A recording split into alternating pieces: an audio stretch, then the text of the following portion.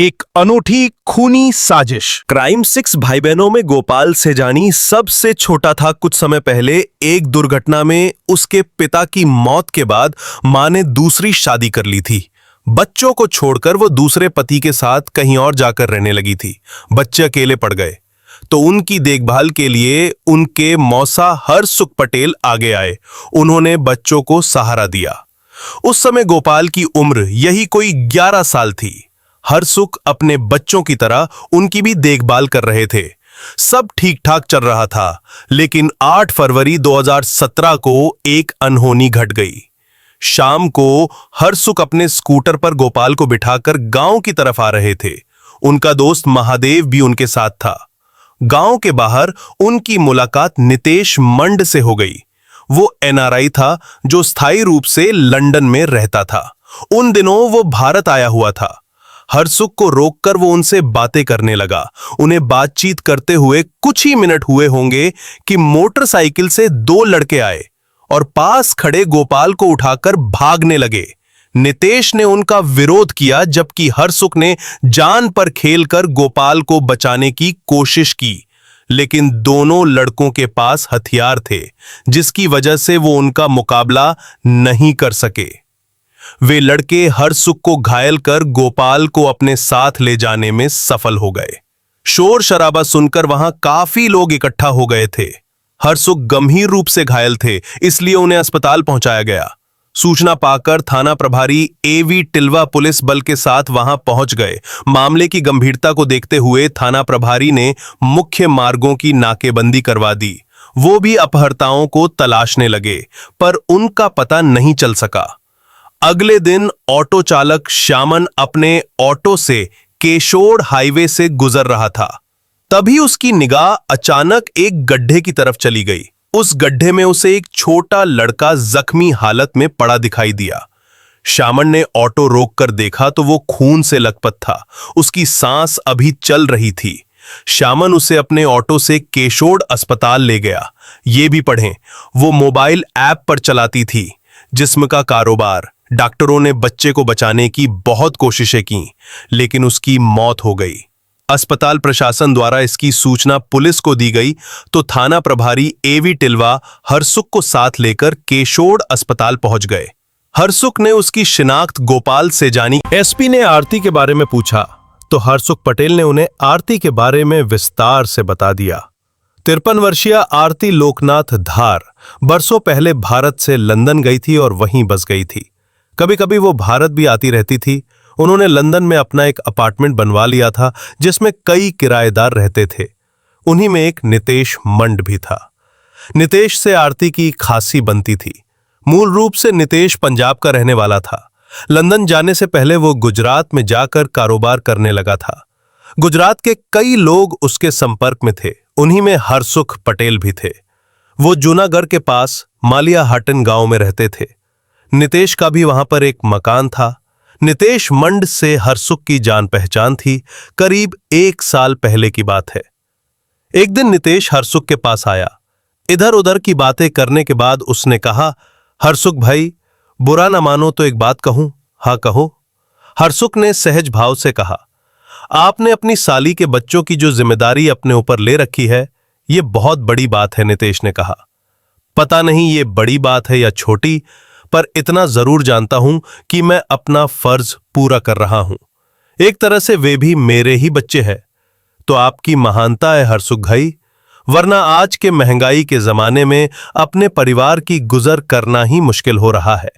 ऐसे में आप इस बारे में मेरा मन आपकी मदद करने को कर रहा है। कैसी मदद? हरसुख पटेल ने हैरानी से पूछा। कुछ ऐसी मदद जिससे आपके कंधे का बोझ थोड़ा हल्का हो जाए और आपके सबसे छोटे भांजे गोपाल का भविष्य भी संवर जाए। मैं कुछ समझा नहीं। जो कुछ कहना चाहते हो खुलकर कहो। हरसुख ने नितेश के चेहरे को सवालिया नजरों से देखते हुए कहा, ऐसा है हरसुख भाई, लंदन में जहां मैं रहता हूं उस अपार्टमेंट की मालकिन एक सज्जन महिला है। वो मूल रूप से हिंदुस्तानी है। उनके पास बहुत कुछ है, इसलिए वो सबकी मदद करती रहती हैं। वो बहुत ही नेकदिल औरत है। ये तो बड़ी अच्छी बात है, लेकिन उनके बारे में आप मुझे क्यों बता रहे हैं? हरसुख ने पूछा।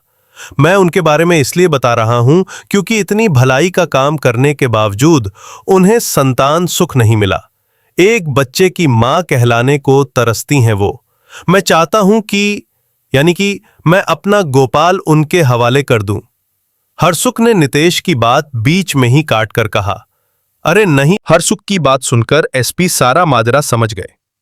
नितेश को संदेह के आधार पर हिरासत में लेकर पूछताछ की गई। इस पूछताछ में एनआरआई होने के नाते वो पुलिस को ही धमकाने लगा। पुलिस उसकी धमकी में नहीं आई। उससे जब सख्ती से पूछताछ की गई तो उसने पुलिस के सामने घुटने टेक दिए। उसने गोपाल की हत्या कराने की बात स्वीकार कर ली। पुलिस ने 13 फरवरी 2017 को उसे गिरफ्तार कर अदालत में पेश करके 6 दिनों के पुलिस रिमांड पर ले लिया। रिमांड अवधि में उससे सघन पूछताछ की गई।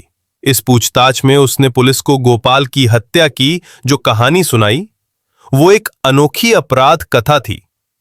लंदन में आरती धार के अपार्टमेंट में किराए पर रहते हुए नितेश मंड उससे काफी घुल मिल गया था। उम्र में अच्छा खासा अंतर होने की वजह से दोनों के बीच मां बेटे जैसा रिश्ता कायम हो गया था। दोनों आपस में सुख दुख भी साझा करने लगे थे।